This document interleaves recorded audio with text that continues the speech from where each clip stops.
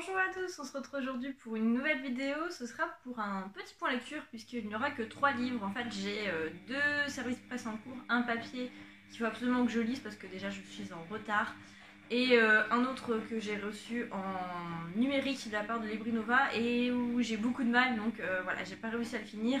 Je préfère vous faire un point lecture avec 3 livres et vous le présenter aujourd'hui que pas vous faire de vidéo, d'autant plus que ça te fera du bien d'avoir une petite vidéo puisque je vais tourner ma palle de tous mes livres de mes bibliothèques, et du coup là je pense que ce sera au moins 3 grosses vidéos.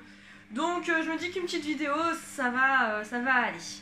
Tout d'abord, j'ai lu le recueil de nouvelles Les deux Monsieur de Bruxelles d'Eric Emmanuel Schmitz chez, je crois que c'est Françoisière, c'est au Club. C'est un recueil de 5 nouvelles, dont la nouvelle Les deux Monsieur de Bruxelles que j'ai beaucoup aimé. Je me tairai sur les résumés puisqu'en plus c'est des nouvelles, donc si je raconte l'histoire, il n'y a plus vraiment d'intérêt. Mais autant dire que je me suis réconciliée avec l'auteur. Il y avait La Nuit de Feu que j'avais moyennement aimé, et il y avait aussi le recueil de nouvelles Concerto à la mémoire d'un ange, pareil, que j'avais moyennement aimé. Donc là j'ai été très contente. Il n'y a qu'une nouvelle qui m'a plus en fait, je l'ai lue. Mais c'est vrai qu'il y en a 3 là qui m'ont bien marqué, que j'ai beaucoup aimé. Le thème central c'est l'amour à tout niveau en fait. Voilà, de plusieurs façons différentes, mais je vous le conseille si vous aimez l'auteur, et si vous voulez découvrir l'auteur, pourquoi pas celui-ci. En tout cas c'est un joli recueil de nouvelles sur l'amour et sur les liens, même que ce soit de famille ou avec les animaux, etc. Donc voilà, je vous conseille Les deux Monsieur de Bruxelles d'Eric Emmanuel Schmitz. Ensuite, je me suis lu Atlantic City de Joe Raffin chez Nil. Il est sorti, ou il sort ce mois-ci chez 10-18, donc voilà, si vous n'avez plus d'excuses, vous pouvez l'acheter en poche. Ici, je l'ai choisi parce qu'en fait, ça parle d'une tempête, et du coup, en ce moment, avec la tempête d'Orient, je me suis dit que c'était idéal. On se retrouve à Atlantic City, dans le New Jersey, donc aux États-Unis, le 22 septembre 2017. 7h55, une nouvelle journée commence alors qu'un ouragan s'annonce et menace la ville tout entière. Clarence Gambino, clochard de son état, ouvre le bal d'un chassé-croisé de personnages en prêtant sa voix à des journalistes à la recherche d'un scoop.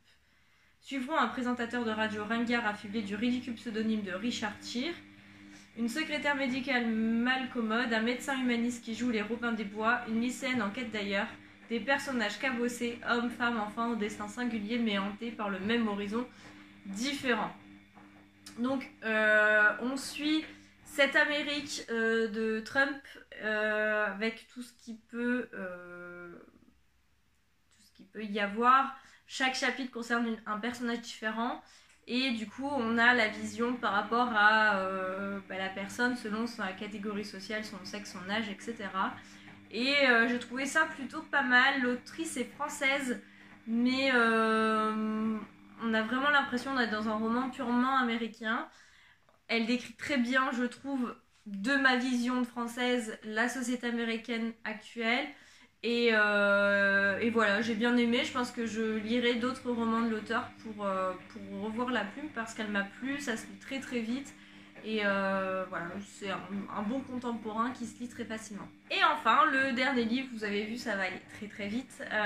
Il s'agit des Limbes, que j'ai lu avec ma copine Christelle d'Olivier Ball chez Pocket. Ici, on se retrouve dans un thriller angoissant sur le thème des rêves. On se retrouve au Vietnam en 1970, où James Hawkins se fait tirer dessus, il est blessé à la tête, et en fait il s'écroule pour lui, ça y est, il est mort. Et il se réveille un mois plus tard dans le coma, et en fait il se rend compte que dès qu'il s'endort, il visite les rêves des gens, et ça va être une aubaine notamment pour la CIA et pour l'armée américaine, qui va exploiter son don pour essayer d'aller contrôler les rêves des autres. Et forcément, quand on contrecarre les plans, quand on essaye de faire du mal, on attire le mal. Et voilà, c'est un roman hyper addictif. On l'a lu sur la semaine. Les derniers, je crois que la dernière moitié, Je pense qu'hier on devait être à la moitié et on l'a fini dans la soirée tellement on avait hâte de savoir. Maintenant j'ai hâte d'avoir la suite, donc le maître des limbes. Le maître de l'Inde, pardon, je devrais avoir d'ici la fin de l'année. Et voilà, j'ai bien aimé, la plume est très intéressante. C'est très cinématographique, on arrive très bien à imaginer les lieux.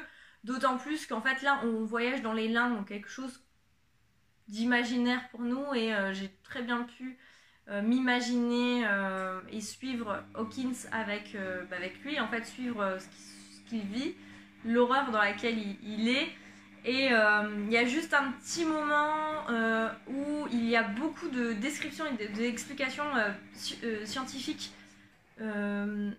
où j'avoue que l'auteur il m'a un peu perdue. C'était vraiment trop explicatif et scientifico-religieux, voilà. Il y a eu quelques pages où il a fallu s'accrocher, mais en dehors de ça, voilà, j'ai beaucoup aimé. Christelle a le même avis que moi. On est... voilà, c'était très addictif. Les pages se tournaient tout seul. Les chapitres sont plus ou moins courts. Il y a des chapitres très longs, mais il y a des chapitres très courts. Et voilà, on s'attache au personnage. La plume est hyper addictive cinématographique. Donc n'hésitez pas si vous voulez lire Les limbes d'Olivier Bal, je vous le conseille. Et j'ai vu qu'il est sélectionné pour le prix Nouvelle Voix du Polar, mais je sais pas si du coup qui a été élu à ce prix-là, si le prix a été décerné, mais en tout cas chapeau.